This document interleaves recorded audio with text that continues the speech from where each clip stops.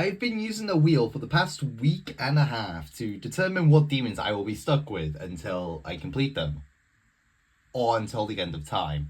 I started this challenge on the 20th of May, and I will be going over the levels I have completed in the month of May. How these levels were put on here were suggestions from many of my friends, or levels I've just been avoiding for decades.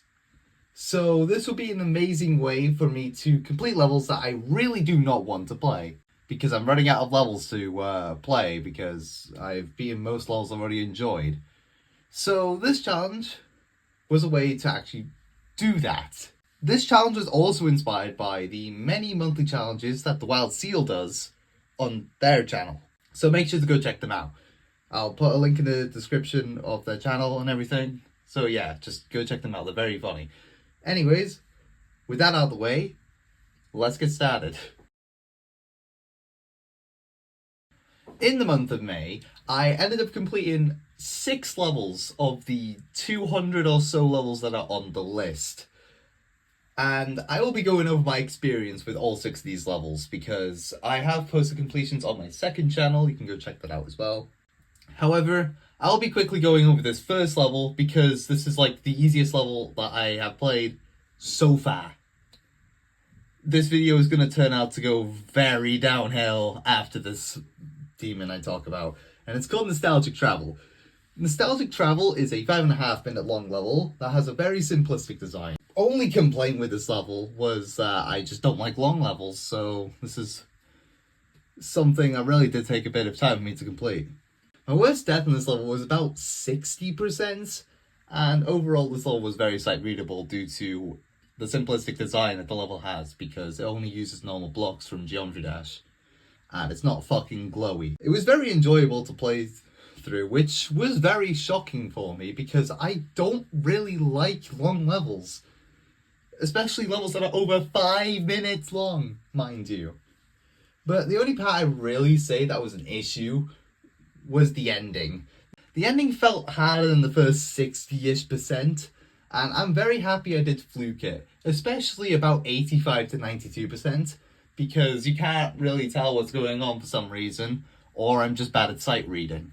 It's probably the latter, but whatever. I died there the most times when I was learning the level, so I highly recommend that you practice that part. I will also recommend the level for you to play because this level is actually very fun. So this was a very good level to start with, and I was very happy going into this challenge, seeing as I immediately got an easy demon.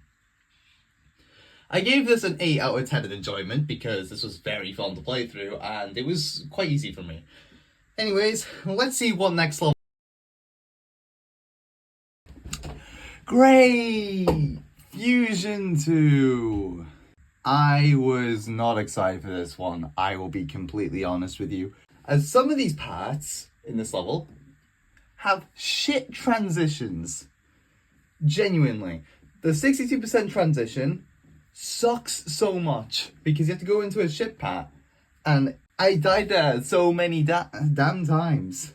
I died there so many times, it just sucks.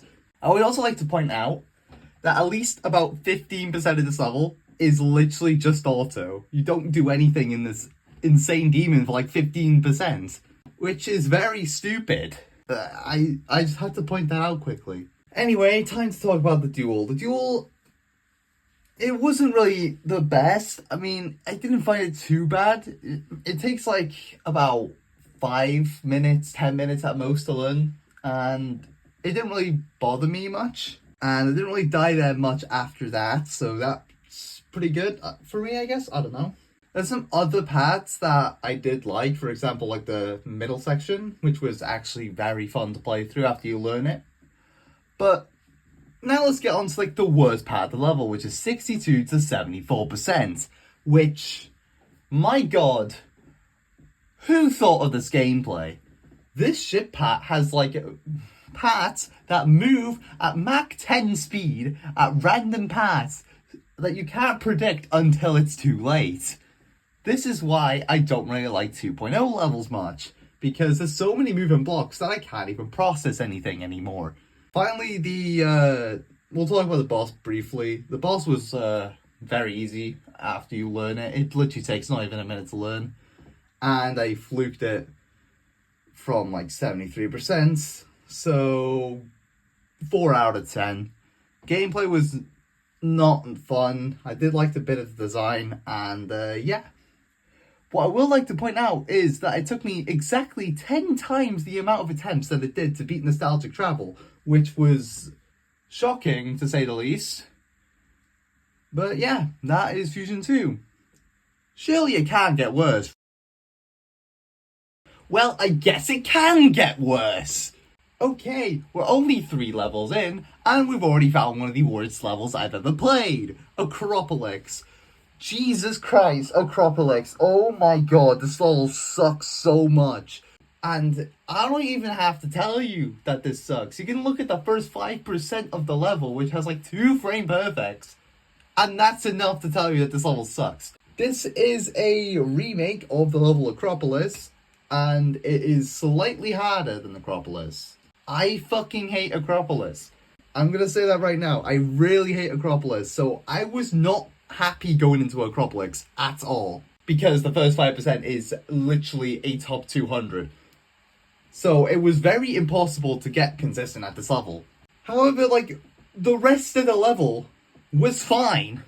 Everything else after the fucking first cube was fine, except for maybe the UFO at like 50%. But everything else was fine. I don't get it. I really don't get it. How can you make one part so bad and make the rest of it fine? I had to change my click pattern in UFO like a few times as well, which was why I found a bit of issues with it. But that was like one of the only other parts I had an issue with.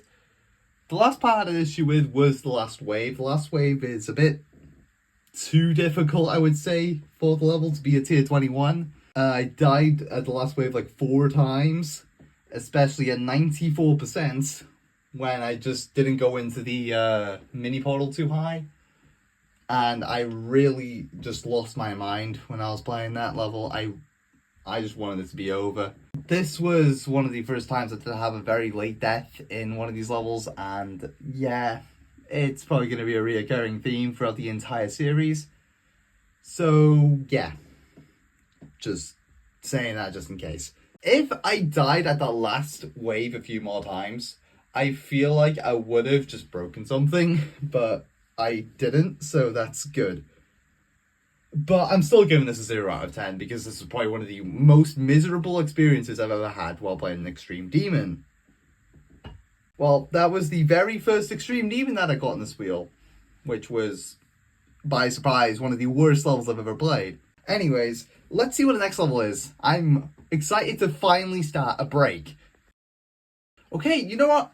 I was actually very happy with this level.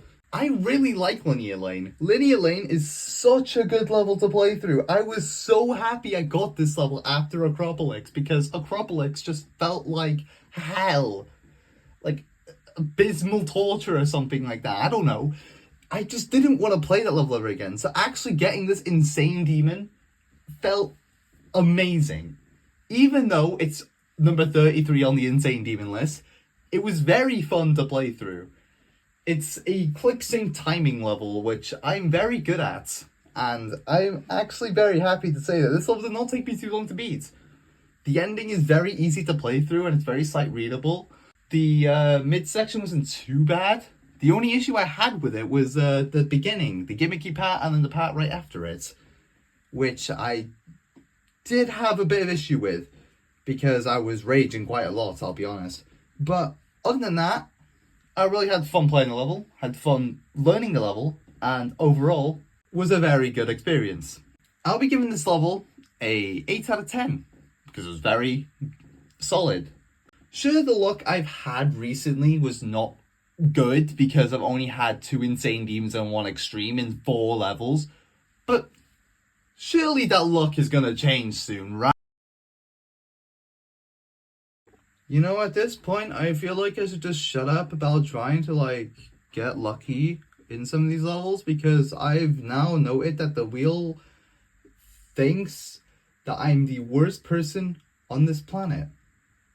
Anyways, let's talk about the Hell Dignity. This is the easiest hell level in the entire series, so I expect this to take a while, and it did take a while. It took 6 days to complete this level, which was most of the time that I spent on this challenge in May. The longest level that I had completed, like the level that took the longest to complete at this point was Acropolis, which took 2 days. This took 6 fucking days. The only reason why this took 6 days was because of the stupid fucking 51% bug that I was experiencing for about 5 days. And on day 6, I decided to actually ask the GDDL server to see if there was any issues I was having. And turns out, click between frames, or click between steps, which was the one I was using the RobTop version, just breaks the level. So I was playing a bugged copy for 5 days, and I didn't know, because I died at 51% more than 10 times. After fixing the bug, I beat the level within an hour. I'm not even joking. This level was very fucking annoying to play, because the first 37% was fine, it was okay. Then at 37%, it just shows you the worst ball timings ever. But then the ending after 52% is the easiest part known to mankind. This balancing is something that needs to be studied.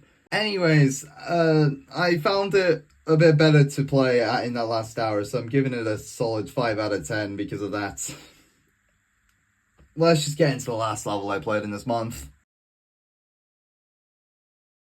Right, this was one of the first levels I was playing before this wheel challenge, just to see how much I can actually get on this level. And it turns out I had 58% on this level before doing this challenge. I wasn't expecting to get it this early, but I thought I could just knock it out in the same day as the Hell Dignity. But I didn't. I didn't. But I've been given the task to kill you, Alfie. And there's nothing you can do about it. You failed. You failed your task. And you must now face the consequences of your actions. Red World is a level by Sari, and it's a very interesting level where the first 60% is like a medium demon, and the rest of the level decides to throw you into probably one of the hardest ship and swing copter sections known to mankind. I mean, at least it's not Red World Rebirth, but we'll get into that later. This last 35% of this level gave me an aneurysm so many times. I've died there so many times, and it made the first 60% so boring to play, which was the huge issue I was having with this level. The last ship did not need to be that fucking hard for the easiest extreme demon in the game. I died to 96% 3 times, and I died to 98%. I do have the clip of the 98% death, so I'm just going to show it to you right now. I really hated playing this fucking level, I'll be honest. I really hated playing this level. It's very demotivating knowing that you're just going to die past 60% every single time when you get past 60%. So it was very hard for me to actually keep playing this level. But I finally got it done, and I just want to say that the UFO section and at the start also sucks. But it does get consistent. 3 out of 10. Well, that was the first few levels of this challenge. If you do want to keep up with my progress on this challenge, I will link a spreadsheet below with all the levels I did and I have completed, and in what order I have completed them in. I will also link my second channel, as I said previously, in the description, where every single completion will be uploaded there soon.